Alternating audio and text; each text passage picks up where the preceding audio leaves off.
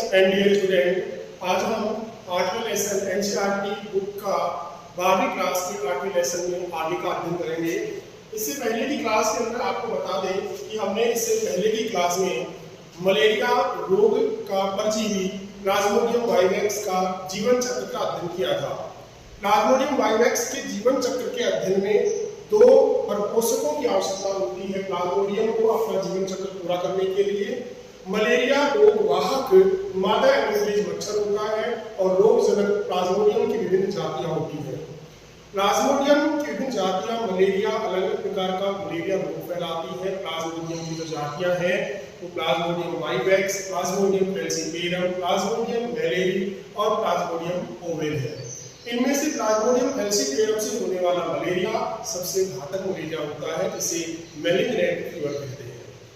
इसी टॉपिक के अंदर प्लाज्मोडियम वाइवेक्स का अध्ययन ज्यादा दे रखा है, जिसमें प्लाज्मोडियम वाइवेक्स के पूरे जीवन चक्र का अध्ययन दिया हुआ था। प्लाज्मोडियम वाइवेक्स के जीवन चक्र का अध्ययन हमने डिटेल से विद डायग्राम पूरा किया था और इसका जीवन चक्र है वो दो परपोषकों में पूरा होता है। पहला परपोषक यानी प्राथमिक परपोषक मानव होता है, मनुष्य होता है। मनुष्य में प्लाज्मोडियम वाइवेक्स का एलेनिक चक्र पूरा होता है और यह एलेनिक चक्र मनुष्य के यकृत कोशिकाओं और आरबीसी कोशिकाओं में संपन्न होता है। यकृत के अंदर होने वाली एलेनिक चक्र की विभिन्न अवस्थाओं को साइजोगोनी कहते हैं और साइजोगोनी के अंतिम उत्पाद मीरोजोइट होते हैं। मीरोजोइट्स बनने के बाद में ये मीरोजोइट्स जो है आरबीसी कणिकाओं को इन्फेक्टेड करते हैं, लीवर कोशिकाओं को भी इन्फेक्टेड करते हैं और उन्हें वही प्रक्रम दोहराया जाता है, जिससे हर 48 घंटे बाद बुखार या फीवर की पुनरावृत्ति होती है। प्लाज्मोडियम वाइवेक्स का दूसरा परपोषक जो है वो मादा एनोफिलीज मच्छर होता है। मादा एनोफिलीज मच्छर के अंदर प्लाज्मोडियम वाइवेक्स का लैंगिक चक्र पूरा होता है। लैंगिक चक्र के दौरान प्लाज्मोडियम वाइवेक्स अपने अस्तित्व को यानी कि जब मानव के अंदर आरबीसी कणिकाओं पर बारंबार संक्रमण होता है तो आरबीसी कणिकाएं कम हो जाती है, रक्त की कमी आ जाती है, मनुष्य में रक्ताल्पता हो जाती है। उस समय प्लाज्मोडियम वाइवेक्स अपने अस्तित्व को बचाने के लिए युग्मक निर्माण शुरू कर देता है। यह युग्मक निर्माण मनुष्य के अंदर शुरू हो जाता है, परंतु युग्मों का संलयन, निषेचन, उसके बाद में मोनज बनना, परिवर्तन, आगे सारा प्रोग्राम मादा एनोफिलीज मच्छर के अंदर होता है। तो मादा एनोफिलीज मच्छर को गैमेटोसाइट पहुंचाते हैं और युग्मक संलयन, युग्मक बनते हैं, युग्मक संलयन निषेचन होता है, उचिष्ट बनता है और उचिष्ट के अंदर स्पोरोजोइड बनते हैं। स्पोरोजोइड उचिष्ट के फटने से युग्मोसील में आ जाते हैं, अर्थात मलेरिया अर्थात मच्छर के जो आहार नाल है उसके आहार नाल के क्रॉप भाग यानी गर्भाशय के अंदर उचिष्ट बनता है और उचिष्ट के फटने पर ये ह्यूमोसील यानी प्लाज्मोडियम वाइवेक्स मादा एनोफिलीज मच्छर की देह भाग रक्त से भरी उसके अंदर आ जाते हैं। वहां से स्पोरोजोइड लार ग्रंथि या नाला ग्रंथि में आते हैं, जहां से मच्छर भी संक्रमण करने योग्य हो जाता है। तो इस प्रकार से मलेरिया परजीवी प्लाज्मोडियम वाइवेक्स का पूरा जीवन चक्र हमने पढ़ लिया था।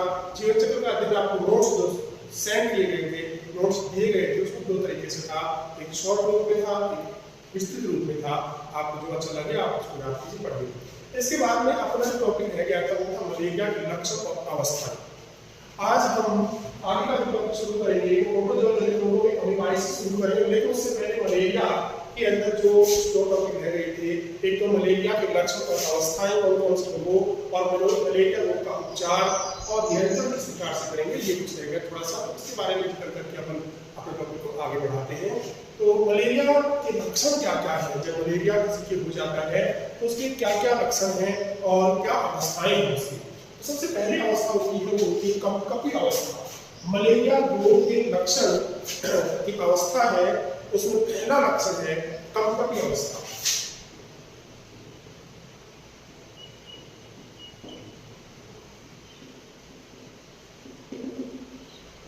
कंपकपी अवस्था जब मलेरिया रोग में मीरोजोइट्स बन जाते हैं, मीरोजोइट्स के साथ साथ मीरोजोइट्स जब आरबीसी कणिकाओं को तोड़ देते हैं, ये मीरोजोइट्स जब बाहर आते हैं तो साथ साथ हीमोजोइड कणिकाएं भी बाहर आती हैं। इन हीमोजोइड कणिकाओं के अंदर Fe2 पॉजिटिव आयन होता है। इस Fe2 पॉजिटिव आयन के कारण से कंपकपी शुरू हो जाती है, तीव्र ठंड लगती है। तो सबसे पहली अवस्था यही होती है मलेरिया की कि इस अवस्था में रोगी को दांत खटखटाने वाली ठंड लगती है, बहुत तेज सर्दी लगती है, उसे दांत खटकाने वाली ठंड लगती है, यह इसकी लगभग 20 मिनट तक बनी रहती है। कंपकपी की अवस्था कितनी देर तक? 20 मिनट तक बनी रहती है। रोगी के अंदर कंपकपी की अवस्था जो है 20 मिनट तक रहती है। ये कंपकपी क्यों आती है? जब हीमोजन कणिकाएं बाहर आरबीसी कणिकाओं से बाहर निकलती हैं तो उस समय इनमें एपिक आयन होते हैं, एपिक 2 संयोजक आयन, द्विसंयोजक आयन होते हैं और इनके कारण से व्यक्ति में कंपकपी ठंड लगती है।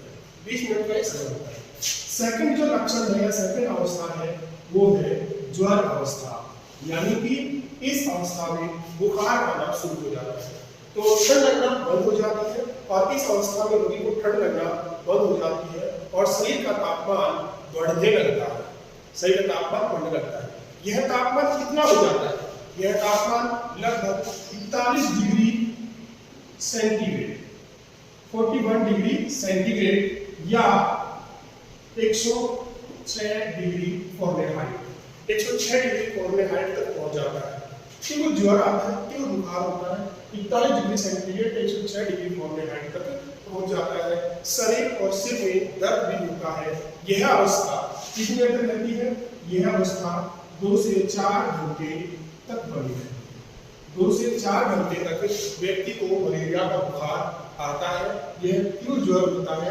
41 डिग्री सेंटीग्रेड से 41 डिग्री सेंटीग्रेड या फ़ारेनहाइट बताएंगे तो 106 डिग्री फ़ारेनहाइट। इसके बाद में तीसरी अवस्था जो होती है मलेरिया रोग के लक्षण की, वो होती है स्वेटन अवस्था, sweating state,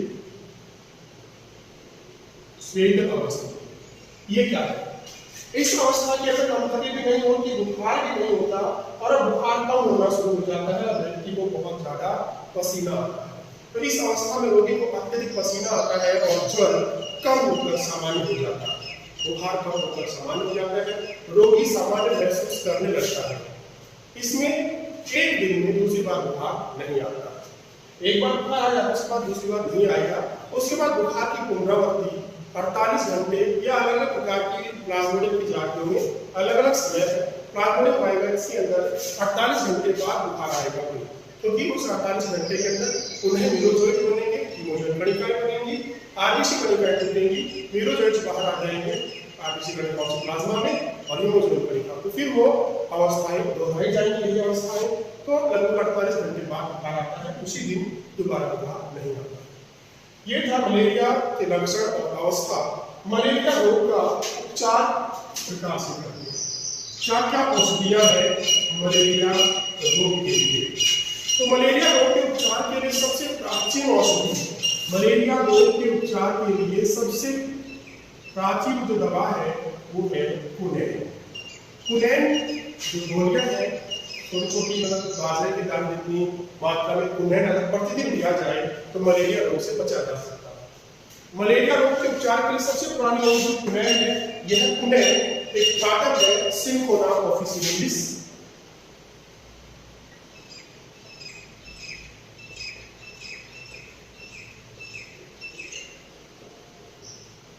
cinchona officinalis, Cinchona officinalis कुनैन के पौधे का वानस्पतिक नाम है। इस सिंकोना ऑफिसिनेलिस पादप की छाल से कुनैन प्राप्त की जाती है और इस कुनैन को मलेरिया रोग के उपचार में लिया जाता है। तो कुनैन सिंकोना ऑफिसिनेलिस पादप की छाल से प्राप्त होती है। अन्य औषधियां जो बाजार में उपलब्ध हैं आज के समय में मलेरिया के लिए, वो है पेलुड्रीन, बहुत सारी दवाइयां हैं, पेलुड्रीन, क्लोरोक्विन,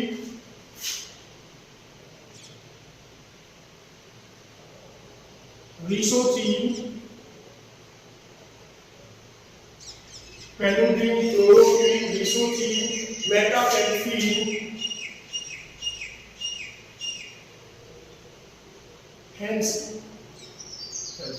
फेंसीडोर, मेटापेल्फिन, फेंसीडोर, हेलाफेंट्राइन,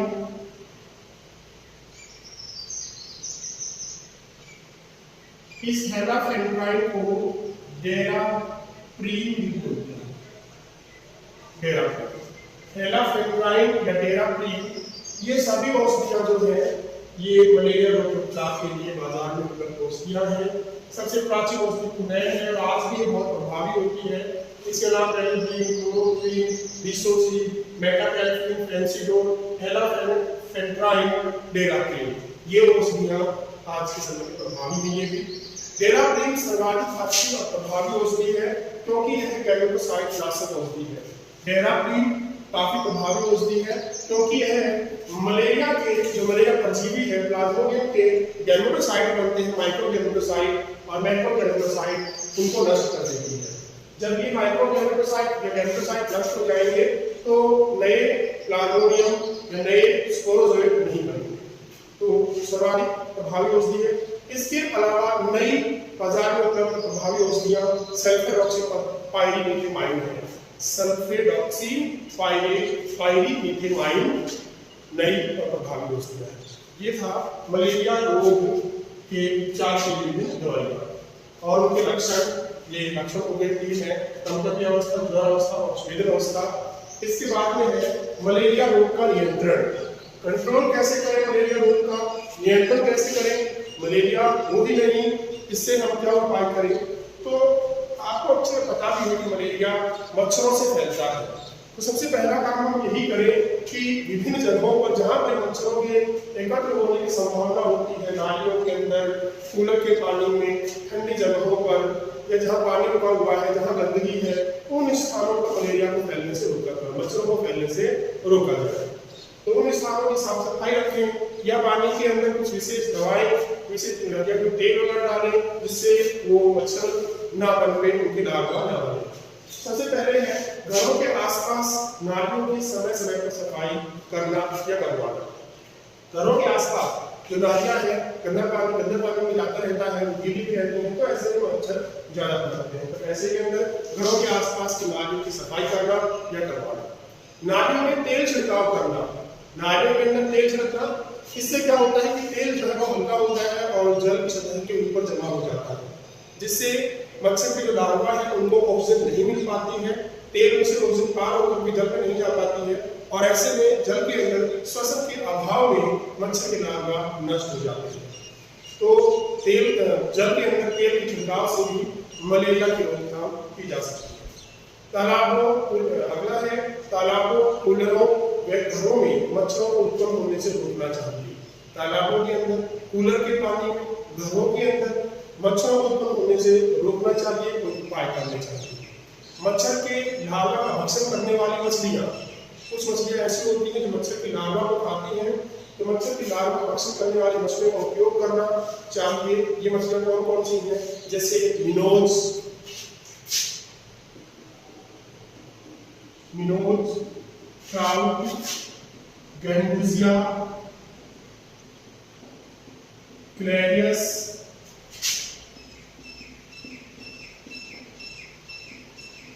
इन मछलियों का पालन करना चाहिए। मिनोज, ट्राउट, गैंबुजिया, क्लैरियस जो मछलियां हैं, ये मछलियां मच्छर के लार्वा का भक्षण करती है, तो इन मछलियों का पालन करना चाहिए। एक और है प्यूस्टस मछली भी होती है, वो भी मच्छर के लार्वा को खाती है। इसके अलावा घरों के दरवाजों, खिड़कियों पर जालीदार दरवाजे लगवाने चाहिए। घरों के दरवाजे हैं, खिड़कियों पर जालीदार दरवाजे लगवाने चाहिए। सोते समय मच्छर विरोधी क्रीम, इससे शरीर पर लगाने से मच्छर ना शरीर पर बैठकर काटे नहीं। तो सोते समय मच्छर विरोधी क्रीम जैसे ओडोमॉस के उपयोग द्वारा, मच्छरदानी के उपयोग द्वारा, गुड नाइट, फॉलआउट आदि बाजार में आजकल चल रहे मच्छरों को भगाने के लिए उनका प्रयोग करना चाहिए, इससे मलेरिया को रोका जा सकता है। एक इंपॉर्टेंट बात पहले बताया था आपको कि मलेरिया रोग में सबसे अधिक प्रभावित जो अंग होता है वो होता है यकृत और आरबीसी। आरबीसी के साथ साथ जो अंग है, आरबीसी अंग नहीं है, आरबीसी जो ऊतक है यानी कि रेड ब्लड सेल्स, खून का भाग है, अंग में प्लीहा, स्प्लीन, क्योंकि आरबीसी वहीं से निकल करके आती रहती है, इसलिए सबसे अधिक प्रभावी अंग मलेरिया में यकृत और प्लीहा होता है, स्प्लीन होता है। ये था मलेरिया रोग की रोकथाम या नियंत्रण कैसे किया जाए। इसके पहले लक्षण किए, उपचार और उसके बाद में उनका नियंत्रण कैसे करें उसके बारे में कुछ टॉपिक। अब हम चलते हैं अपने आज के अगले टॉपिक, नए टॉपिक पर। प्रोटोजोआ जनित रोग चल रहे थे, disease caused by protozoa. Protozoa जनित रोगों के अंदर पहला एक ही रोग था मलेरिया, जो हम पढ़ चुके।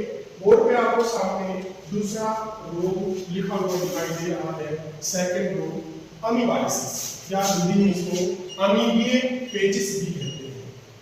अमीबाइसिस या अमीबिये पेचिस और अमीबता भी बोलते हैं। अगला रोग है अमीबाइसिस, अमीबिये पेचिस हिंदी में कहते हैं इसको। इसका रोग जनक एंड अमीबा हिस्टोलाइटिका प्रोटोजोआ है। एंड अमीबा हिस्टोलाइटिका प्रोटोजोआ है। अमीबा है, इसके उत्पाद के द्वारा ये जनक गमन करता है, तो एंड अमीबा होता है। एंड अमीबा हिस्टोलाइटिका इसका पूरा नाम है। यह रोग किस प्रकार से वाहक इसका कौन है? घरेलू मक्खियां है। इसका वाहक घरेलू मक्खियां है। मक्खियां विभिन्न जगहों पर गंदगी में बैठती हैं, पैरों के पंखों पे आदि पे वो मक्खियां इन परजीवी को या रोग जनक को लेकर के आती हैं और खाने पे, पानी के बर्तनों पे या बर्तनों पे, खाने के बर्तनों पे आदि पे बैठ जाती हैं भोजन करने पर, तो उससे फैल जाती है। घरेलू मक्खी इसका वाहक है। स्रोत ये कहाँ से आता है? मल पदार्थ, संदूषित जल व खाद्य पदार्थ।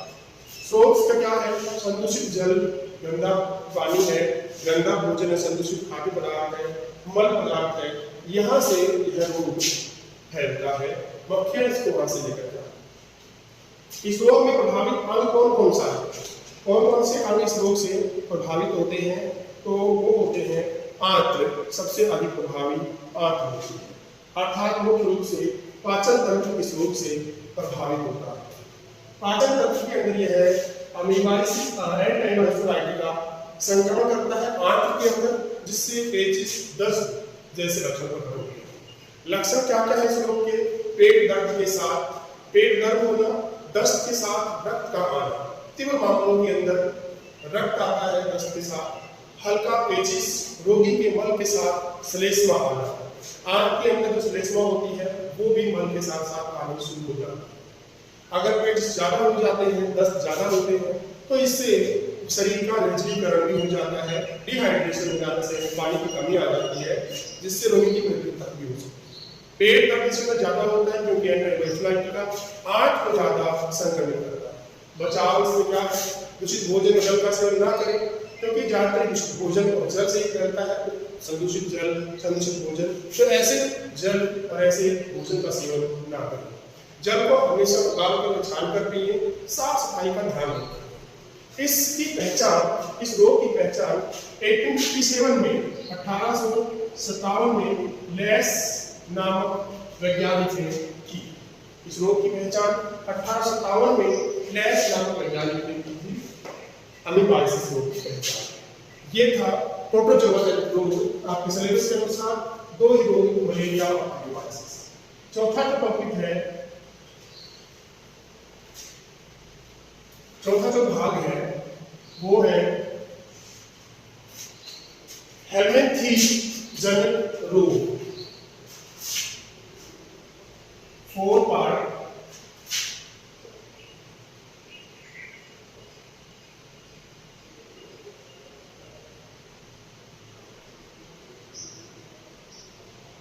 हेलमिंथेस जनित रोग। तो हेलमिंथेस या हेलमिंथेस कौन कौन से होते हैं? ये कृमि होते हैं, एसके हेलमिंथेस और प्लेटी हेलमिंथेस। 11th क्लास के अंदर कोडेट जो नॉन कोडेट और कोडेट वर्गीकरण दिया हुआ है, तो उसके अंदर उभयकशेरुकी प्राणी होते हैं। उभयकशेरुकी प्राणियों में जो संघ होते हैं, उन संघों में से ये भी एक संघ होता है हेलमिंथेस, जिसके अंदर दो संघ होते हैं, एक होता है प्लेटी हेलमिंथेस और एक एसके हेलमिंथेस। तो इन हेलमिंथेस से, इन कृमियों से, लंबे कृमि होते हैं, गोल कृमि होता है और पिता कृमि होता है, तो इनके द्वारा भी रोग फैलते हैं। तो इनमें हेलमिंथेस से होने वाले रोग में एक रोग है एस्केरियासिस।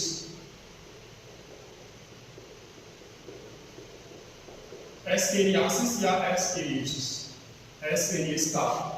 एस्केरियासिस ये एक रोग है। इस रोग का रोग जनक, जिससे ये रोग होता है, वो रोग जनक है, बहुत ही भयानक रोग जनक होता है एस्केरिस लुम्ब्रिकोइड्स।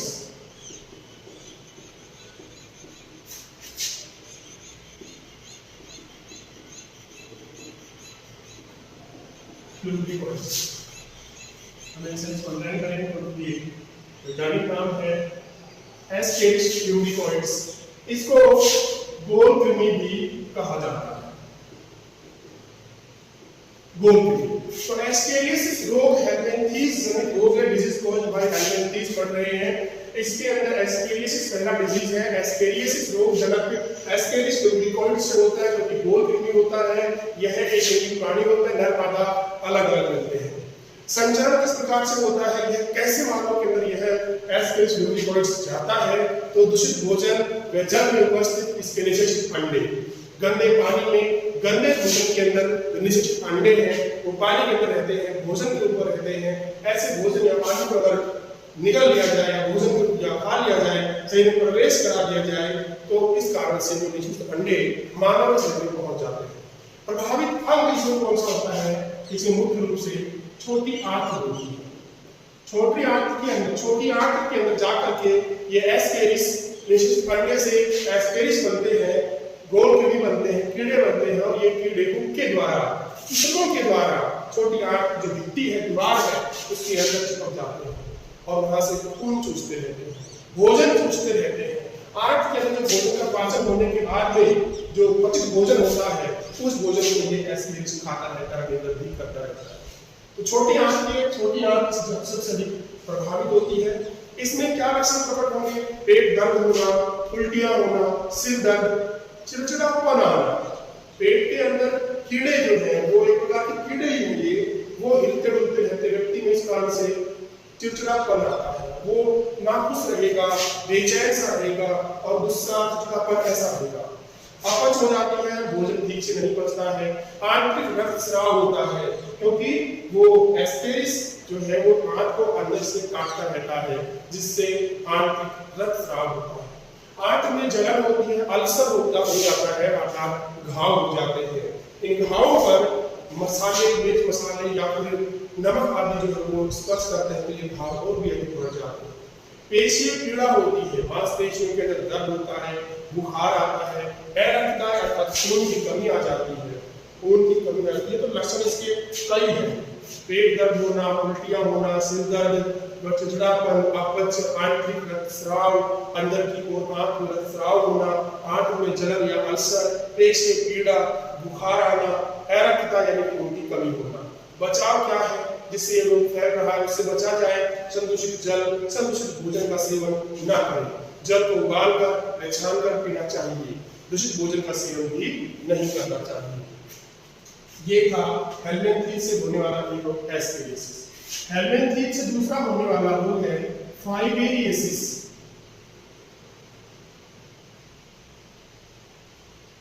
फाइलेरियोसिस, फाइलेरिया कृमि जो होता है उससे होता है ये फाइलेरियोसिस, ठीक है। इसको हाथी पांव रोग भी बोलते हैं, एलिफेंटियासिस, हाथी पांव या एलिफेंटियासिस रोग भी बोलते हैं। तो इसका रोगजनक क्या है, इसके रोगजनक दो होते हैं, उन दोनों में से किसी से भी हो सकता है। फुचरेरिया ब्रैंकोफाई और फुचरेरिया मेलानी।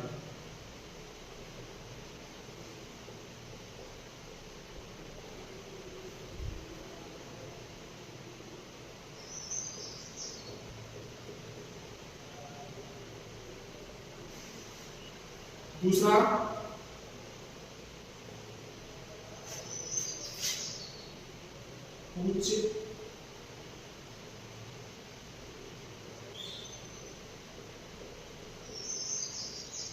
फुचरेरिया मेलानी। तो है फुचरेरिया ब्रैंकोफाई और फुचरेरिया मेलानी, ये दो ऐसे इसके रोगजनक हैं जिनके कारण से फाइलेरियोसिस या हाथी पांव रोग होता है। इसको विशेषकर इसे ज्यादा इस रोग का रोगजनक मानते हैं।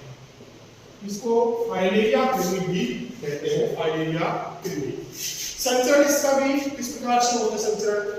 एडिस मच्छर, एडिस मच्छर होता है, क्यूलेक्स मच्छर होता है, मच्छर की बहुत प्रजातियां होती हैं, प्लाज्मोडियम, मादा एनोफ्लीजिया, एनोफ्लीज भी एक मच्छर की प्रजाति है।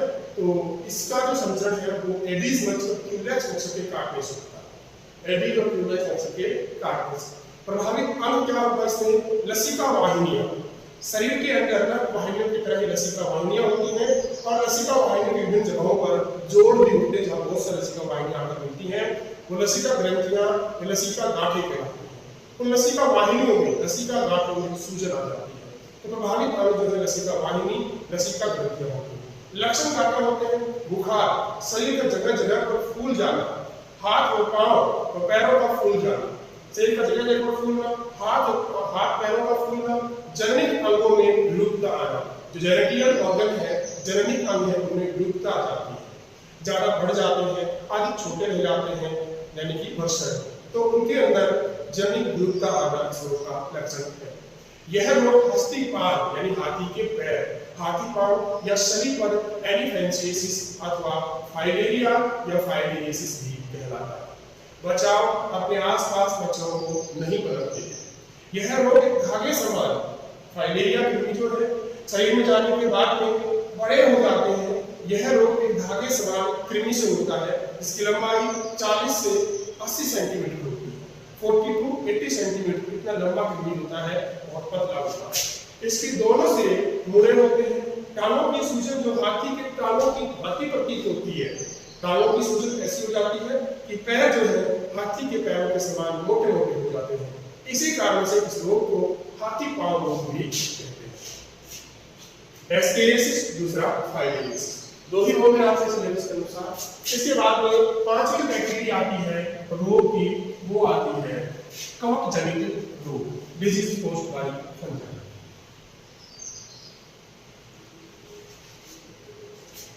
कवकों से होने वाले रोग, डिजीज कॉज्ड बाय फंगस। पांचवी कैटेगरी, छोटी कैटेगरी में पढ़ ली,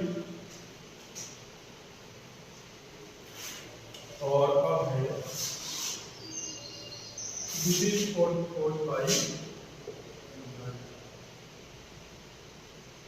कवक जनित रोग, कवकों से होने वाले रोग। तो इसके अंदर सिलेबस के अनुसार एक रोग दिया हुआ दाल या रिंगवॉर्म,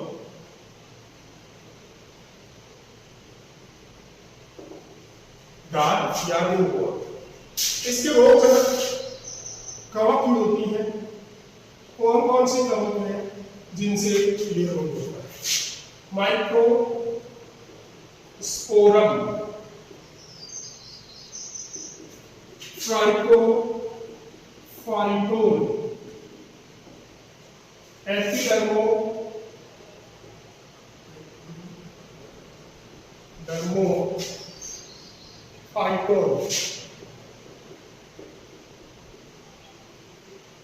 एपिडर्मोफाइटोन समूह की कवक। तो माइक्रोस्पोरम, ट्राइकोफाइटोन, एपिडर्मोफाइटोन समूह की जो कवक होती है, वंशों की जो कवक होती है, उनसे दाल, खाज, खुजली, रिंगवॉर्म जैसे रोग उत्पन्न होते हैं। तो रोग जो है विशेषकर आप सभी के रोग जरूर ध्यान रखिएगा। माइक्रोस्पोरम, ट्राइकोफाइटोन, एपिडर्मोफाइटोन आदि वंशों के कवक जो है वो खाज, खुजली, दाद आदि रोग फैलाते हैं। संक्रमण इसका किससे होगा? संदूषित मिट्टी व अन्य वस्तुओं, संदूषित मिट्टी या अन्य वस्तुओं। विशेषकर यह रोग ग्रसित व्यक्ति के संपर्क से ज्यादा फैलता है। तो ग्रसित व्यक्ति के संपर्क में आने से यह रोग फैलता है। लक्षण क्या है? त्वचा, नाखून आदि पर, त्वचा पर, नाखूनों पर सूखी सलकी विक्षिप्तियां बनना, नाखून पर सफेद सफेद रंग के दाग बन जाते हैं, शरीर पर इस प्रकार के दाग बन जाते हैं। तो त्वचा, नाखून आदि पर सूखी सलकी विक्षिप्तियों का निर्माण होना, विक्षिप्ति जो बनती है, जो चिन्ह बन जाते हैं, गोल स्पॉट बन जाते हैं, छोटे छोटे, उनमें तीव्र रूप से खुजली होना। पैरों की अंगुलियों के बीच या ग्रोइंग, पैरों की अंगुलियां हैं, उनके बीच का जो जगह होती है ये वाली, या ग्रोइंग भाग होते हैं। ग्रोइंग भाग जंघानों के दोनों तरफ का भाग ग्रोइंग कहलाता है, जांघ के पास में, और अंगुलियों के बीच के जो भाग होते हैं ग्रोइंग, उनके अंदर भी इस कवकों की ज्यादा वृद्धि होती है। तो पैरों की अंगुलियों के अंदर इन कवकों की ज्यादा वृद्धि होती है। बीच में तो पैरों की अंगुलियों के बीच ग्रोइंग भाग होते हैं, उनमें इस कवक की वृद्धि होने से उन भागों में खुजली चलती है, अंगुलियों में सूजन आ जाती है, जैसे रोग लक्षण इस कवक जनित रोग दाद के अंदर होते हैं। तो ये था अपने पांचवी कैटेगरी। इस प्रकार से मानव के अंदर होने वाले सामान्य रोगों की जो कैटेगरी है खत्म होती है। हमने यहाँ 5 कैटेगरी का अध्ययन किया है। सबसे पहले था जीवाणु जनित रोग से 5 रोग पढ़े थे अपन ने, डिप्थीरिया, प्लेग, टाइफाइड, ये सभी के बारे में। तो उसके बाद में विषाणु जनित रोग था, वायरस जनित रोग, जुकाम पड़ा, फिर प्रोटोजोआ जनित रोगों में मलेरिया, एमीबाइसिस, उसके बाद में हेलमिंथ्स जनित रोगों के अंदर एस्केरियासिस और फाइलेरियासिस, और अंत में कफ जनित रोग में था। तो इस प्रकार से मानव के अंदर होने वाले सामान्य रोग आज कंप्लीट होते हैं। इसके बाद इस बात का एक बात आते हैं आपको, जो मलेरिया परजीवी प्लाज्मोडियम वायरस का जीवन चक्र है वो बहुत इंपॉर्टेंट है। इस अध्याय में से 4 नंबर क्वेश्चन पूछा जाता है बोर्ड एग्जाम के अंदर। 4 नंबर क्वेश्चन के अंदर प्लाज्मोडियम वायरस का विद डायग्राम वर्णन बहुत इंपॉर्टेंट है, बहुत बार पूछा गया है और आगे भी पूछ सकता है, इसलिए ध्यान रखिएगा। प्लाज्मोडियम वायरस के जीवन चक्र का अध्ययन आप अच्छी तरह से करेंगे। इसके बाद में इस पार्ट का जो मेन टॉपिक और इंपॉर्टेंट और महत्वपूर्ण जो टॉपिक है वो हम शुरू करते हैं प्रतिरक्षा या इम्यूनिटी। बहुत आजकल इस समय में कोरोना टाइम के अंदर इम्यूनिटी का जिक्र आपके सामने बहुत आया होगा कि कोरोना से बचना है तो इम्यूनिटी को बढ़ाइए, अपनी प्रतिरक्षा तंत्र को मजबूत कीजिए। ये क्या है इम्यूनिटी, आज हम इसके बारे में अच्छी तरह से अध्ययन करेंगे। हम जो टीके लगा रहे हैं, आज जो टीके लग रहे हैं, कोरोना की वैक्सीन लग रही है, वो वैक्सीन क्या है, उस वैक्सीन में क्या है, इसके अंदर ये वैक्सीनेशन, टीकाकरण, वैक्सीन क्या होती है, इन सभी का अध्ययन हम इस प्रतिरक्षा टॉपिक के अंदर करेंगे। प्रतिरक्षा टॉपिक आपको इस समय के अंदर बहुत अच्छा टॉपिक मिला पढ़ने को, तो हम एक नया टॉपिक आज शुरू करते हैं, प्रतिरक्षा, इम्यूनिटी।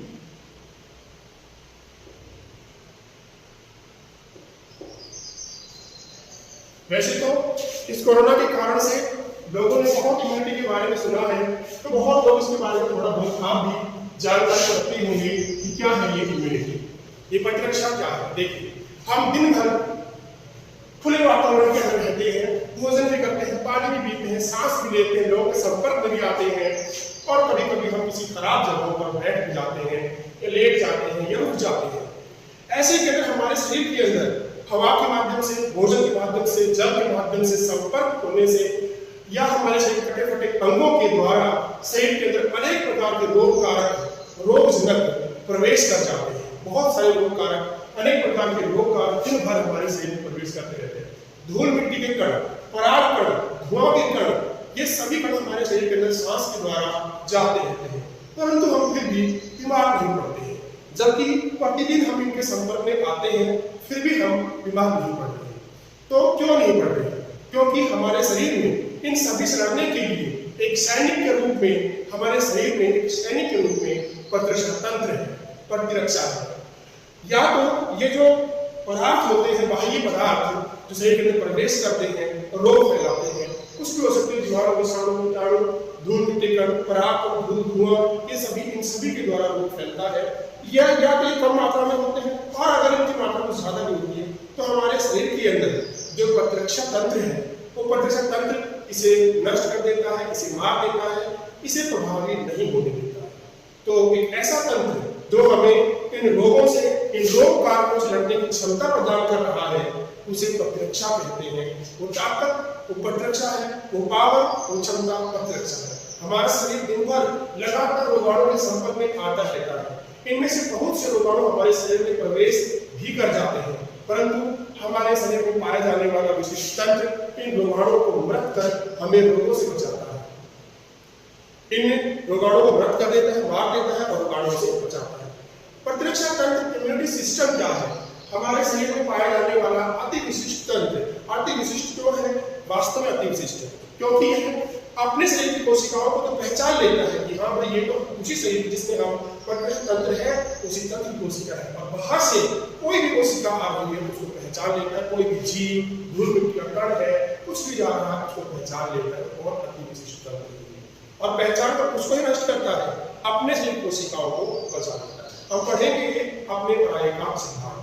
हमारे शरीर में पाए जाने वाला अति विशिष्ट तंत्र जो रोगाणुओं को मृत करके, निष्क्रिय करके, निष्प्रभावित करके, अप्रभावित करके, उसको उनको नष्ट करके हमें रोगों से बचाता है, प्रतिरक्षा तंत्र कहलाता है। प्रतिरक्षा तंत्र में उन सभी अंगों या कोशिकाओं को शामिल किया जाता है। प्रतिरक्षा तंत्र में अंग भी होते हैं और कोशिकाएं भी होती हैं। प्रतिरक्षा तंत्र की कोशिकाओं का अध्ययन करेंगे हम कि वो कौन सी कोशिकाएं हैं जो रोग कारकों को खा जाती हैं, भक्षण कर लेती है, मृत कर देती है। वो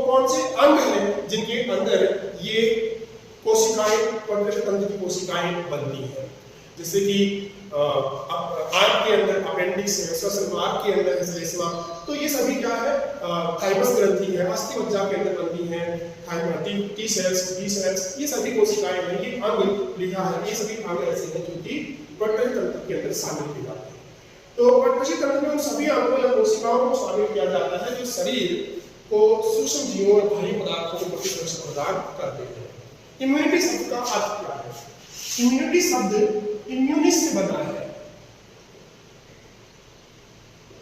इम्यूनिस जिसका अर्थ होता है फ्री ऑफ बर्डन, अर्थात स्वतंत्र करना। इम्यूनिस का अर्थ होता है स्वतंत्र करना, रोगों से स्वतंत्र करना। तो इम्यूनिस जो है, इम्यूनिटी शब्द लैटिन शब्द है, लैटिन भाषा का शब्द है इम्यूनिटी, और इसका अर्थ होता है इम्यूनिस। इम्यूनिस से बना है इम्यूनिटी, जिसका अर्थ होता है स्वतंत्र करना।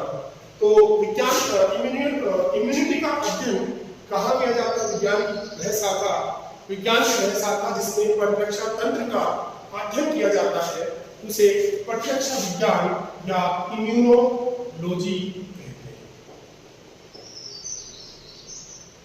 प्रतिरक्षा विज्ञान या इम्यूनोलॉजी कहा जाता है, जिसके अंदर इम्यूनिटी या इम्यूनिटी सिस्टम का अध्ययन किया जाता है। एमिल वॉन बेरी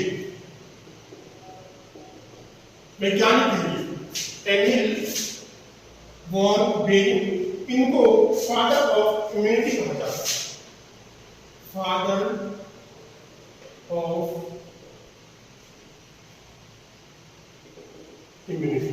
तो प्रतिरक्षा विज्ञान के जनक जो है वो प्रतिरक्षा विज्ञान के जनक एमिल वॉन बेरी है।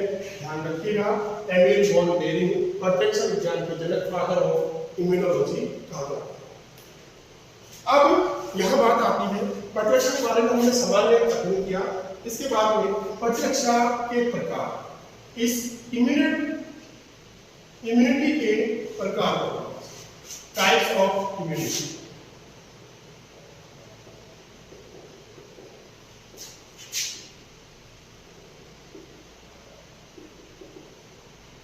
टाइप्स ऑफ इम्यूनिटी, प्रतिरक्षा के प्रकार। प्रतिरक्षा मुख्य रूप से दो प्रकार की होती है। एक होती है सहज या अविशिष्ट। सहज अविशिष्ट प्रतिरक्षा, और इसे प्राकृतिक रोधक क्षमता भी कहते हैं। सहज या अविशिष्ट प्रतिरक्षा या प्राकृतिक रोधक क्षमता या जन्मजात प्रतिरक्षा। जन्मजात प्रतिरक्षा, प्राकृतिक रोधक क्षमता, सहज प्रतिरक्षा, अविशिष्ट प्रतिरक्षा, ये सभी इसके नाम हैं। और दूसरी जो है वो होती है असहज या उपार्जित या विशिष्ट प्रतिरक्षा। असहज, विशिष्ट या एक्वायर्ड इम्यूनिटी प्रतिरक्षा। तो सहज या अविशिष्ट प्रतिरक्षा प्राकृतिक रोधक क्षमता, जन्मजात प्राकृतिक क्षमता, दूसरी है असहज या विशिष्ट या उपार्जित प्रतिरक्षा यानी एक्वायर्ड इम्यूनिटी। ये हमें जन्म से प्राप्त होती है, क्योंकि हम इसका नाम जन्मजात भी बोल रहे हैं, इसका मतलब ये हमें जन्म से प्राप्त होती है। और दूसरे प्रकार की जो इम्यूनिटी है वो उपार्जित है, जिसे हम जन्म के बाद प्राप्त करते हैं विभिन्न माध्यम से। तो इसमें हम पहला टॉपिक लेके चलते हैं सहज या अविशिष्ट प्रतिरक्षा या प्राकृतिक रोधक क्षमता। यह प्रतिरक्षा जन्म के साथ ही प्राप्त होती है, जन्म के साथ प्राप्त होती है, अर्थात किसी जन्म लेता है तो इस प्रतिरक्षा को लेकर जन्म लेता है। प्रतिरक्षा जन्म के साथ प्राप्त होती है, इसलिए इसे जन्मजात प्रतिरक्षा भी कहते हैं।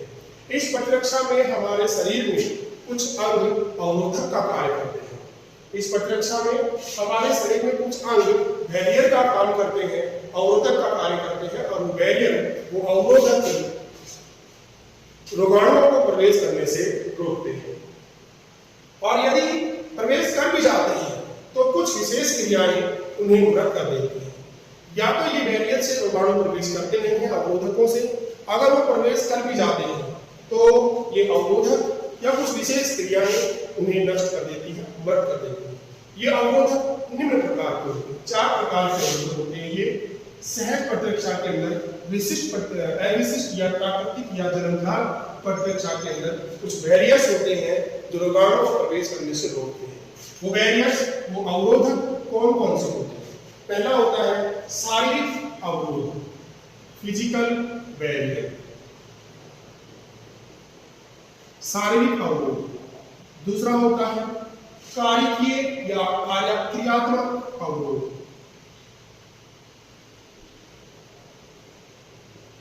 क्रियात्मक अवरोध, कोई विशेष ऐसी क्रियाएं होना जिससे रोगाणु प्रवेश ना करे, प्रवेश कर भी जाए तो वो मत है।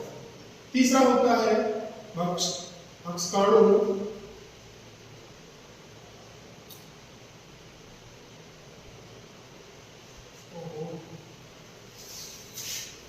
भक्षकाणु अवरोधक,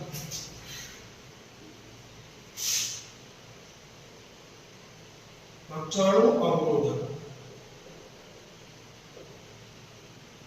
और चौथा है साइटोकाइन या सोच अवरोधक। एक एक के बारे में हम अच्छी तरह से समझ करके। सबसे पहला है फिजिकल बैरियर, शारीरिक अवरोध। शरीर की कुछ ऐसी संरचनाएं जो रोगाणु को प्रवेश करने से रोके, कौन सी? सबसे पहला है त्वचा। त्वचा को हमारे प्रतिरक्षा तंत्र की प्रथम सुरक्षा प्रणाली कहा जाता है। ये विशेष ध्यान रखिएगा, प्रथम सुरक्षा प्रणाली, प्रथम सुरक्षा पद्धति त्वचा है। त्वचा जो अक्षुण त्वचा होती है, अर्थात बिना कटी-फटी त्वचा, बिना कटी-फटी त्वचा के ऊपर कोई रोगाणु आदि या धूल मिट्टी पर लग जाते हैं तो प्रवेश नहीं करते हैं। त्वचा के ऊपर मृत परत पाई जाती है, प्रोटीन की बनी हुई क्रिएटिन नामक परत होती है। यह क्रिएटिन परत जो है मृत होती है, इसलिए मृत कोशिकाओं या मृत संरचना को जीवाणु विषाणु संक्रमित नहीं कर पाते। तो त्वचा हमारे शरीर की पहली सुरक्षा पद्धति है। त्वचा शरीर के अंदर रोगों को प्रवेश करने से रोकती है। इसके ऊपर बाह्य स्तर क्रिएटिन के जमाव के कारण मृत होता है। त्वचा का बाह्य स्तर क्रिएटिन के जमाव के कारण, क्रिएटिन मृत प्रोटीन है, इसी से नाखून और बाल भी बने हुए हैं। नाखून और बालों के अंदर क्रिएटिन प्रोटीन होती है। तो क्रिएटिन के जमाव के कारण त्वचा का ऊपरी परत मृत होती है। यह रोगाणु कोशिका स्तर बनाती है। तो त्वचा सबसे पहला अवरोध है शारीरिक अवरोध में, और सुरक्षा पद्धति प्रणाली पहली है। इसके बाद में दूसरा जो आता है त्वचा के बाद में, वो आता है श्लेष्मा।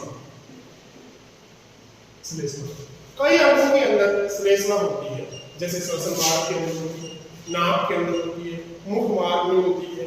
श्वसन मार्ग आपको बताई थी, तो नासा मार्ग में, मुख मार्ग में, श्वसन मार्ग में उपस्थित श्लेष्मा ग्रंथियां श्लेष्मा का स्राव करती है।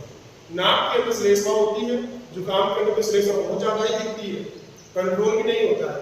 नासा मार्ग के अंदर श्लेष्मा, मुख के अंदर श्लेष्मा, श्वसन मार्ग के अंदर श्लेष्मा ग्रंथियां होती हैं। ये श्लेष्मा ग्रंथियां श्लेष्मा का स्राव करती हैं। ये श्लेष्मा जो है रोगाणुओं को या रोगों को चिपका कर उन्हें शरीर में प्रवेश करने से रोकती है, अंदर जाने से रोकती है।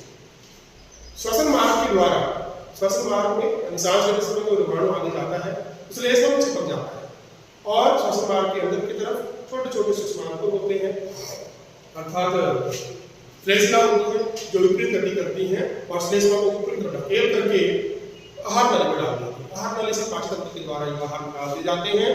तो इस प्रकार से हमें सुरक्षा प्रदान। तो शारीरिक अवरोधों में दो मुख्य हैं, एक त्वचा और दूसरा श्लेष्मा। दूसरा आता है कार्यात्मक या क्रियात्मक अवरोध। शरीर के अंदर रोगाणु का प्रवेश करने से रोकने के लिए कुछ ऐसे क्रियाएं होती हैं, कुछ ऐसे कार्य होते हैं जो शरीर के अंदर रोगाणु का प्रवेश नहीं करने देता। बुखार आना, फीवर आना, जब तीव्र बुखार आता है तो तीव्र बुखार के अंदर शरीर का तापमान बढ़ जाता है। इस बढ़े हुए तापमान से भी अनेक रोग कारक नष्ट हो जाते हैं। तो ये एक कार्य है। अनेक क्रियात्मक क्रिया रोगाणुओं को शरीर प्रवेश होने से रोकती है, शरीर में जाने से रोकती है। जैसे अमाशय में अम्ल, अब अमाशय के अंदर बहुत तीव्र अम्ल HCl होता है। अमाशय में तीव्र अम्ल HCl होता है। यह HCl अम्ल भोजन के साथ आए हुए जीवाणु कीटाणु रोगाणु को नष्ट करता है। मुंह में लार के अंदर लाइसोजाइम एंजाइम पाया जाता है। ये लाइसोजाइम भी जीवाणु को नष्ट करता है। आंखों के आंसुओं में लाइसोजाइम होता है। आंखों के आंसुओं के अंदर भी ऑक्सीडेट ऐसे कुछ एंजाइम है आंखों की आंसुओं के अंदर कुछ है ऑक्सीडेट जैसे, तो वो एंजाइम भी रोगाणुओं को मारता है। आंख के आंसू ये सभी रोगाणु की वृद्धि को रोकते हैं। तो अमाशय में अम्ल है और मुंह में लार है, आंख के आंसू है, ये सभी रोगाणुओं को प्रवेश करने से रोकते हैं। तो ये कार्य की अवरोध होता है। तीसरा आता है भक्षाणु अवरोध या कोशिकीय अवरोध या सेलुलर बैरियर भी बोलते हैं इनको। इसके और भी नाम है कोशिकीय अवरोधक, इंग्लिश में सेलुलर बैरियर्स। तो भक्षाणु अवरोधक या कोशिकीय अवरोधक ये हमारे शरीर में बहुत इंपॉर्टेंट अवरोधक। भक्षण करने वाली कोशिकाएं होती हैं जो रोगाणु प्रवेश करने के बाद उन्हें खा जाती हैं, उन्हें मृत कर देती हैं। तो हमारे शरीर में, हमारे शरीर के रक्त में बहुरूप केंद्रक श्वेताणु उदासीन रंजी, बहुरूप केंद्रक श्वेताणु उदासीन रंजी PNNL न्यूट्रोफिल होती है। बहुरूप केंद्रक श्वेताणु उदासीन रंजी PNNL न्यूट्रोफिल जैसे कुछ प्रकार के श्वेताणु WBC और एक केंद्रकाणु मोनोसाइट।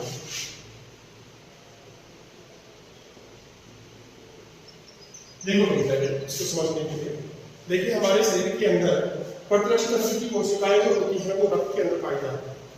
रक्त के अंदर जो रक्त के दो भाग होते हैं, प्लाज्मा और एक कणिकीय भाग। जो कणिकीय भाग होता है उसके अंदर तीन प्रकार की कणिकाएं होती हैं, RBC, WBC और प्लेटलेट्स। WBC जो होती हैं वो WBC कोशिकाएं हमें रोगों से बचाने के लिए दी होती हैं। WBC के अंदर दो भाग होते हैं, कणिकामय भाग और अकणिकामय भाग। तो कणिकामय जो भाग होते हैं वो कणिकामय जो कोशिकाएं होती हैं वो कणिकामय कोशिकाएं WBC की तीन प्रकार की होती है, बेसोफिल, इओसिनोफिल, न्यूट्रोफिल। ये बेसोफिल, इओसिनोफिल, न्यूट्रोफिल जो कोशिकाएं होती हैं भक्षाणु कोशिकाएं होती हैं। इनमें से न्यूट्रोफिल जो कोशिकाएं होती हैं उदासीन रंजी जिन्हें कहा जाता है, न्यूट्रोफिल उदासीन रंजी। ये उदासीन रंजी न्यूट्रोफिल सेल्स जो है वो भक्षाणु प्रवर्ती कोशिकाएं होती हैं और इनका जो केंद्रक है वो भिन्न भिन्न आकृति का होता है। इसीलिए इनको बहुरूप केंद्रक श्वेताणु उदासीन रंजी कहा जाता है। बहुरूप केंद्रक श्वेताणु उदासीन रंजी कहते हैं, पॉलीमॉर्फिक न्यूक्लियर न्यूट्रोफिल। तो बहुरूप केंद्रक श्वेताणु उदासीन रंजी PNNL न्यूट्रोफिल जैसे कुछ प्रकार के श्वेताणु और इसके अलावा बेसोफिल, न्यूट्रोफिल और इओसिनोफिल तो वही व्यक्ति। इसके बाद जो कणिका में अकणिकामय और कणिकामय दो भाग होते हैं। तो जो कणिकामय भाग होता है, अकणिकामय भाग होता है, उस अकणिकामय भाग के दो भाग होते हैं। एक होता है एक केंद्रकाणु मोनोसाइट्स और दूसरा होता है रसिकाणु या लिम्फोसाइट। तो जो एक केंद्रकाणु मोनोसाइट होते हैं, एक केंद्रकाणु या मोनोसाइट, वो मोनोसाइट की भक्षण प्रवृत्ति की होती है। मोनोसाइट्स जब कोई रोग कारक प्रवेश करता है, मोनोसाइट सेल्स एक केंद्रकाणु कोशिका जब कोई रोग कारक प्रवेश करता है तो ये भोजन ग्रहण करके अपने आकार को बढ़ा लेती है। उस समय इन्हें बृहद भक्षकाणु कहते हैं, मैक्रोफेजेस कहते हैं। ये बृहद भक्षकाणु बड़े से बड़े रोग कारकों में निकल जाती है, भक्षण कर जाती है। तो हमारे शरीर के अंदर कोशिकाएं जो होती हैं PNNL या उदासीन रंजी न्यूट्रोफिल्स, मोनोसाइट्स एक केंद्रकाणु WBC, ये WBC के प्रकार है सभी, एक केंद्रकाणु मोनोसाइट तथा प्राकृतिक मारक लिम्फोसाइट्स के प्राकृतिक मारक लिम्फोसाइट दूसरा प्रकार है WBC कणिका में अकणिकामय का। तो लिम्फोसाइट के प्रकार एवं ऊतकों में बृहद भक्षकाणु, ऊतकों के अंदर भी बृहद भक्षकाणु मैक्रोफेजेस बड़े भक्षण करने वाली कोशिकाएं रोगाणु का भक्षण करते हैं और नष्ट करते हैं। यह जन्मजात प्रतिरक्षा की सबसे महत्वपूर्ण विधि है। जन्मजात प्रतिरक्षा की सबसे महत्वपूर्ण विधि है। यह मुख्य रूप से डिपेंड होती है WBC पर। WBC के प्रकारों पर जैसे बेसोफिल, इओसिनोफिल्स, न्यूट्रोफिल्स, एक केंद्रकाणु या मोनोसाइट्स, लिम्फोसाइट्स, ये सभी आते हैं। तो शरीर सबसे महत्वपूर्ण है हमारी प्रतिरक्षा है जन्मजात प्रतिरक्षा। उसके बाद आता है साइटोकाइन का सोर्स अवरोध। पहले इसके बारे में आपको थोड़ा समझा देखिए। सोर्स इन्फ्लेमेटरी सोर्स या सूजन, ये किस प्रकार से हमें बाहर से रोगाणु प्रवेश करने से रोकती है। जब हमें चोट लग जाती है, अर्थात ऐसी जब घाव हो जाता है, चोट लग जाती है या सूजन आ जाती है चोट लगे हुए स्थान पर, या मधुमक्खी का डंक लग जाता है। मधुमक्खी का डंक लगने पर उस स्थान पर छोटा सा छिद्र बन जाता है जहां मधुमक्खी का डंक लगता है। जहां चोट लगती है उस स्थान पर घाव बन जाता है और हमारी त्वचा वहां से कट जाती है। अर्थात रोगाणुओं के लिए त्वचा में एक गेट बन गया, एक दरवाजा बन गया, तो रोगाणु आप यहाँ से प्रवेश कर जाएंगे। लेकिन जब चोट लगती है, घाव हो जाता है, मधुमक्खी डंक मारती है, उस समय उस स्थान पर सूजन आती है और चोट लगा हुआ स्थान गर्म भी हो जाता है। आप देखना कभी मधुमक्खी काटते तो उस स्थान को अपनी आंखों के पास, दांत के पास ले जाकर के देखना, वो स्थान आपको गर्म लगेगा, साथ ही साथ वो स्थान लाल भी हो जाता है। तो लाल होना, गर्म होना, सूजन आना, ये सभी हमारे प्रतिरक्षा तंत्र को मजबूत करने के लिए आवश्यक होते हैं। जब चोट लग जाती है उस स्थान पर रोगाणु प्रवेश करने की संभावना ज्यादा होती है। मधुमक्खी का डंक लग जाता है उस स्थान पर भी रोगाणु प्रवेश करने की संभावना ज्यादा होती है। ऐसे के अंदर उस स्थान पर WBC कोशिकाएं आकर के इकट्ठी हो जाती है और WBC कोशिकाएं, बेसिलर कोशिकाएं, भाज कोशिकाएं, इनके आने से उस स्थान पर सूजन आनी शुरू हो जाती है, वो स्थान फूलना शुरू हो जाता है, वो स्थान लाल हो जाता है। WBC कोशिकाओं के अधिकतर कारण उस स्थान पर मवाद बन जाती है और मवाद बनना, पस बनना प्रतिरक्षा तंत्र को मजबूत करना होता है, क्योंकि मवाद के अंदर अधिक मात्रा में WBC कोशिकाएं होती हैं।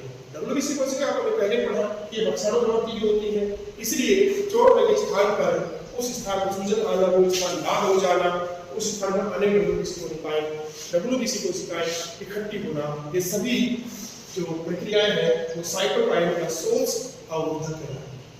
ये प्रक्रिया रोगाणु प्रवेश करने के रोकने के लिए होती है। मधुमक्खी के डंक लगने पर वो स्थान लाल हो जाता है, सूजन आ जाती है, वो स्थान गर्म हो जाता है, तो वहां पर रोगाणु प्रवेश करने की संभावना ज्यादा होती है। इसलिए उस स्थान पर WBC कोशिकाएं आकर इकट्ठी हो जाती है और इकट्ठी होने से वो स्थान फूलना शुरू हो जाता है, वो स्थान लाल हो जाता है, गर्म हो जाता है। तो ये भी एक प्रकार का अवरोधक है, प्राकृतिक रोधक क्षमता के अंतर्गत आने वाला। इसी प्रकार से विषाणु संक्रमित कोशिकाएं जो होती हैं, जो कोशिकाएं विषाणु संक्रमित हो गई, त्वचा कोशिकाएं से कोई भी कोशिकाएं विषाणु से संक्रमित हो गई, वायरस इन्फेक्टेड हो गई, उन कोशिकाओं के द्वारा इंटरफेरोन नामक पदार्थ जारी किया जाता है। इंटरफेरोन नामक पदार्थ जारी किया जाता है। यह इंटरफेरोन क्या करता है, यह जो कोशिका विषाणु संक्रमित हो जाती है उन कोशिकाओं के पास वाली कोशिकाओं के द्वारा इंटरफेरोन जारी किया जाएगा, ना कि संक्रमित कोशिकाओं से। विषाणु संक्रमित कोशिकाएं इंटरफेरोन नामक एंटीवायरल ग्लाइकोप्रोटीन का स्राव करती हैं। विषाणु संक्रमित कोशिकाओं से स्राव होगा, विषाणु संक्रमित कोशिकाओं के द्वारा इंटरफेरोन नामक ग्लाइकोप्रोटीन का स्राव होता है। यह इंटरफेरोन असंक्रमित कोशिकाओं को और आगे विषाणु संक्रमण को रोकती है।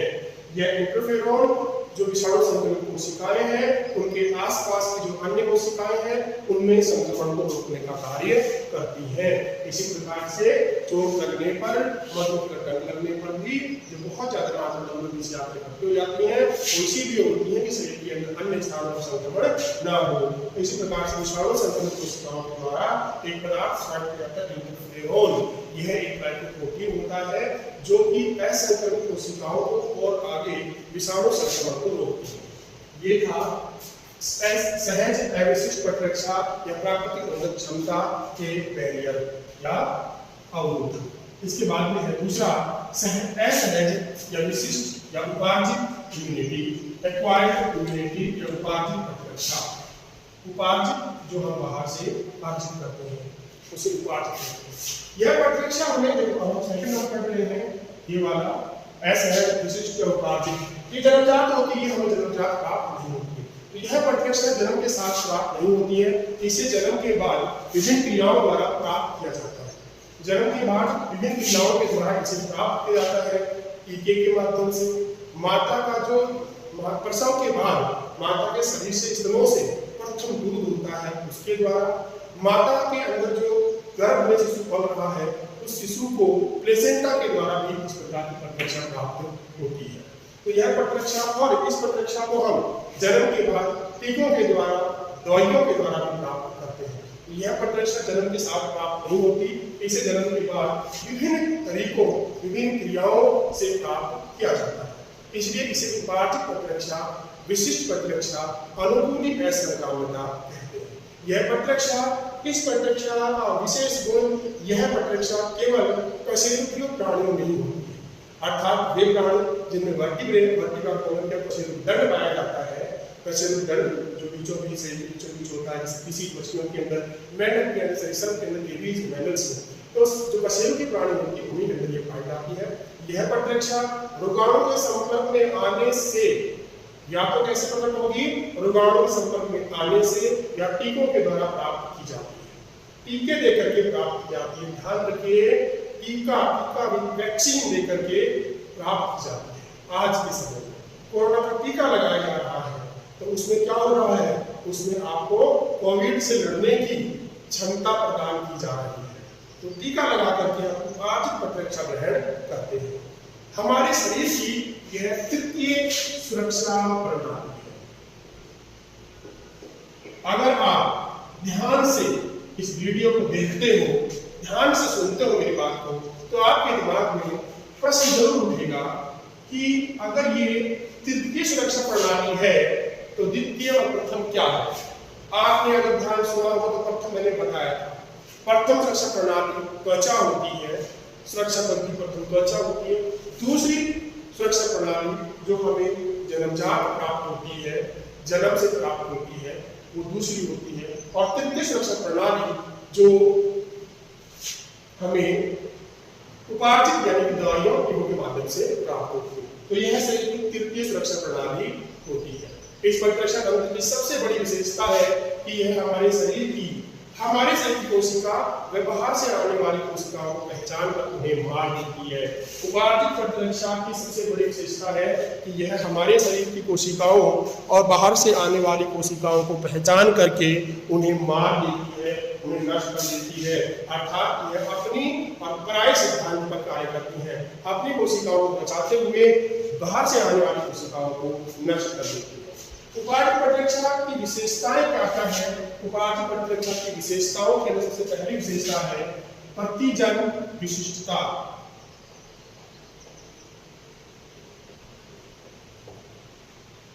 प्रतिजन विशिष्टता अर्थात एक विशेष प्रतिजन के लिए, एक विशेष एंटीजन के लिए एक विशेष एंटीबॉडी या प्रतिरक्षा बनती है।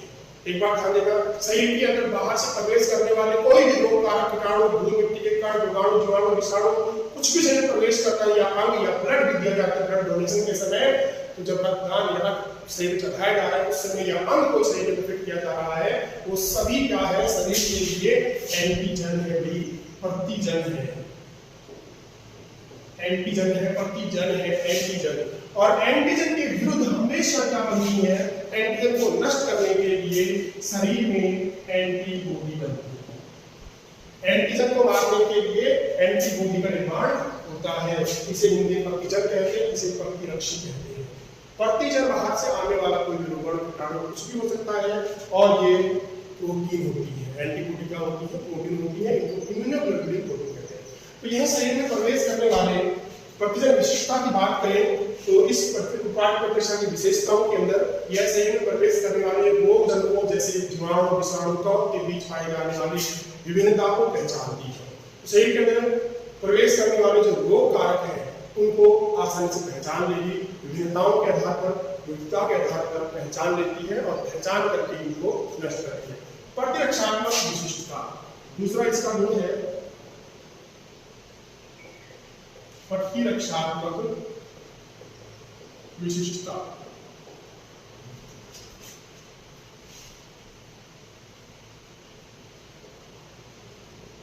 विविधता है, प्रतिरक्षात्मक विविधता। यह बाहर से आने वाले रोगाणु को विभेदित कर उन्हें पहचान कर उनको विभेदन करेगी। किस प्रकार का है? जीवाणु या विषाणु में इस प्रकार से विभेदन कर उन्हें उनकी विशेषता के आधार पर पहचानती है, इसको विविधता कहते हैं। तीसरा है और इसका बहुत ही इंपोर्टेंट गुण है प्रतिरक्षात्मक स्मृति।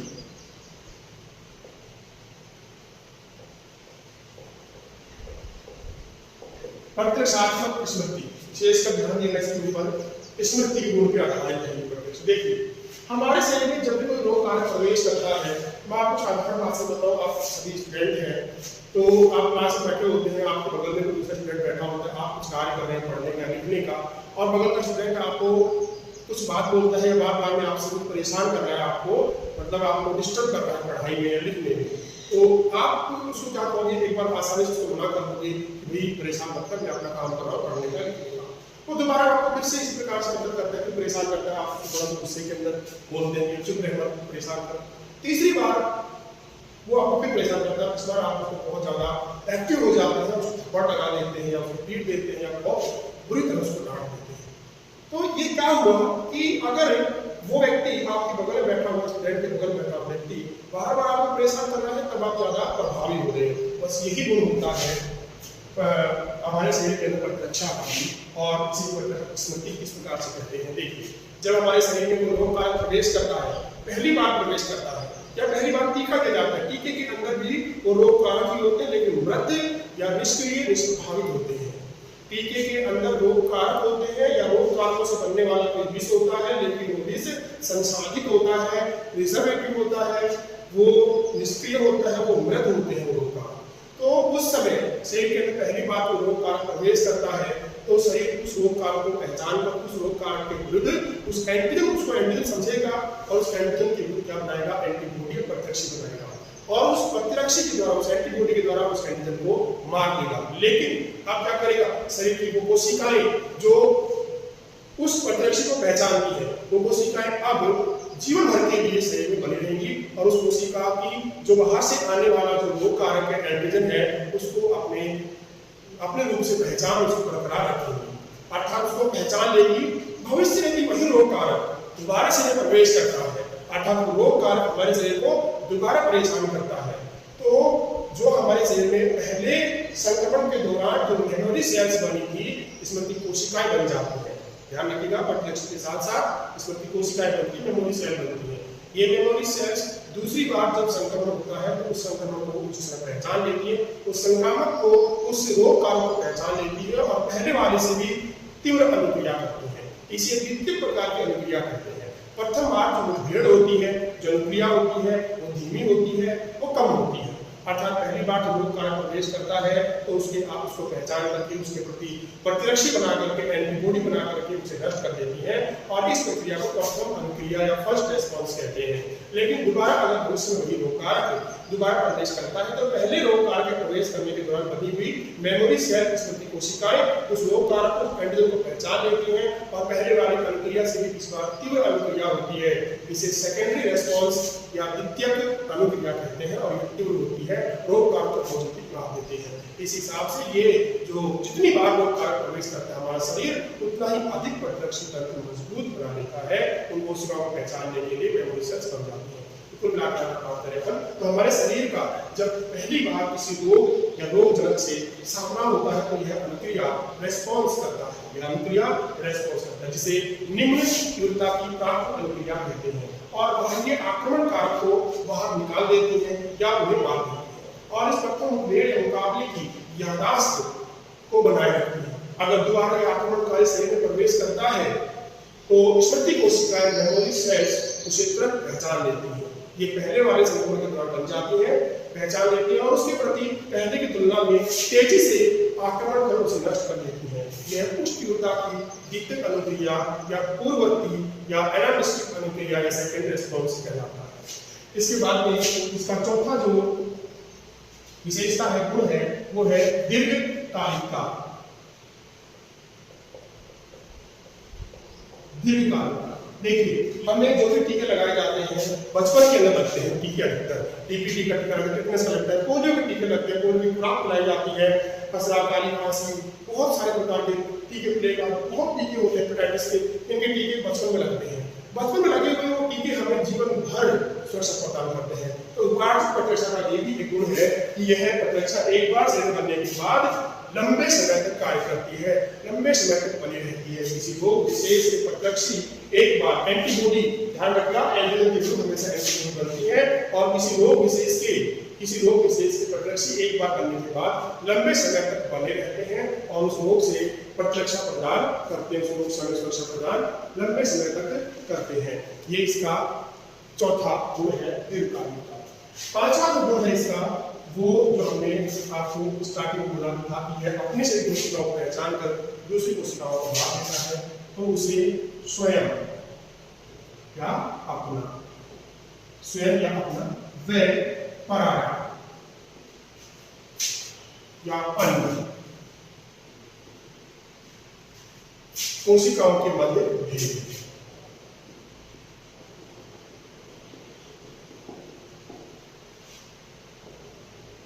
स्वयं अपना व पराया अन्य कोशिकाओं के मध्य भेद, ये भी उपार्थ प्रतिरक्षा का बहुत विशिष्ट गुण है। ये तीनों जो गुण है बहुत विशिष्ट गुण है उपार्थ प्रतिरक्षा के। स्वयं अपना या पराया सिद्धांत बोलते हैं। इस सिद्धांत को सबसे पहले दिया था सर फ्रैंक मैकफॉर्लेन बर्नेट ने 1999-1985 ने बताया।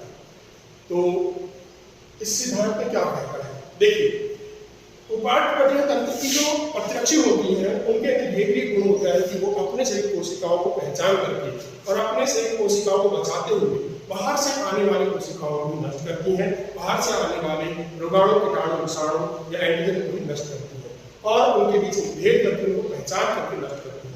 खुद की कोशिकाओं को बचा लेती है और बाह्य कोशिकाओं को नष्ट कर देती है। ये अपनी पराई कोशिकाओं के मध्य विभेद करती है, उपार्थ प्रतिरक्षा विभेद करती है। यह इस प्रतिरक्षा की सबसे बड़ी विशेषता है, जिसमें यह अपने से कोशिकाओं व बाहर से आई कोशिकाओं में भेद कर अपनी कोशिकाओं को बचाते हुए, अपनी कोशिकाओं को बचाते हुए बाह्य कोशिकाओं को नष्ट करती है। इसे अपना पराया सिद्धांत भी कहते हैं। इसे सर्वप्रथम ऑस्ट्रेलियन नोबेल पुरस्कार विजेता, इसे सर्वप्रथम ऑस्ट्रेलियन नोबेल पुरस्कार विजेता सर फ्रैंक मैकफॉर्लेन बर्नेट 1899 to 1985 जन्म और मृत्यु की डेट है ये। तो सर फ्रैंक मैकफॉर्लेन बर्नेट ने सिद्धांत दिया था अपना पराया सिद्धांत। इसके अंदर स्वयं अपना पराया सिद्धांत जो है वो कई जगहों पर अच्छा भी कार्य करता है, लेकिन कभी कभी ये है हानिकारक। इस प्रकार से हानिकारक और लाभदायक। लाभदायक ऐसे है कि हम दिन भर रोगाणु संपर्क में आते हैं और हमारा शरीर उन्हें स्वयं या पराया सिद्धांत के आधार पर पहचान करके उन रोगाणु और एंटीजन को नष्ट कर देता है, हमें रोगों से बचाता है। तो ये तो अच्छी बात है, लेकिन हानिकारक कहाँ पर है, जब किसी व्यक्ति को विभिन्न दूसरे समूह का ब्लड दे दिया जाए उस समय शरीर उसको स्वीकार नहीं करेगा। किसी अन्य व्यक्ति के हृदय, नेत्र, वृक्क, यकृत आदि ट्रांसप्लांट किए जाते हैं, प्रत्यारोपित किए जाते हैं, अंग प्रत्यारोपित किए जाते हैं। उस अंग प्रत्यारोपण के समय हार्ट प्रत्यारोपण होता है, नेत्र ट्रांसप्लांट होती है, वृक्क किडनी ट्रांसप्लांट बहुत अधिक होता है। तो ऐसे ही अंदर वो किडनी, वो हार्ट, वो नेत्र उस व्यक्ति के नहीं होते, वो दूसरे के। तो शरीर क्या करेगा, उसको एंटीजन ही समझेगा, उसको पराया समझेगा, उसको नष्ट कर देगा, उसे स्वीकार नहीं करेगा। जबकि वो अंग उस व्यक्ति के लिए, उस व्यक्ति को बचाने के लिए, उसको जीवित रहने के लिए दिया गया है। लेकिन स्वयं पराया सिद्धांत के आधार पर उस अंग को हमारा शरीर स्वीकार नहीं करेगा, जिससे वो अंग धीरे धीरे नष्ट होने लग जाता है। फिर से तो अंग प्रत्यारोपण के अंदर यह सिद्धांत बहुत ज्यादा कार्य करता है। जब भी कोई दूसरे के शरीर की किडनी, हार्ट, नेत्र ट्रांसप्लांट किया प्रत्यारोपित किए जाते हैं तब। ये था उपार्थ प्रतिरक्षा तंत्र की विशेषताएं। इसके बाद में प्रतिरक्षा तंत्र की कोशिकाएं कौन सी हैं, प्रतिरक्षा तंत्र की वो कौन सी कोशिकाएं हैं जिनके द्वारा शरीर में प्रतिरक्षी तंत्र बनता है या मजबूत है। तो प्रतिरक्षी तंत्र की कोशिकाएं हम अगली क्लास में पढ़ेंगे। आज का वीडियो काफी लंबा हो गया है।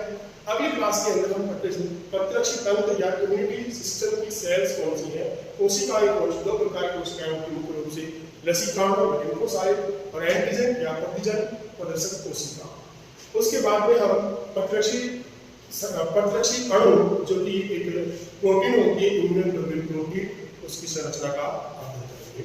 और शरीर में प्रतिरक्षा तंत्र कहाँ कहाँ होता है, कौन कौन से अंग है प्रतिरक्षा तंत्र के, उनका अध्ययन करेंगे। आज में इतना ही। नमस्कार आपको प्रोवाइड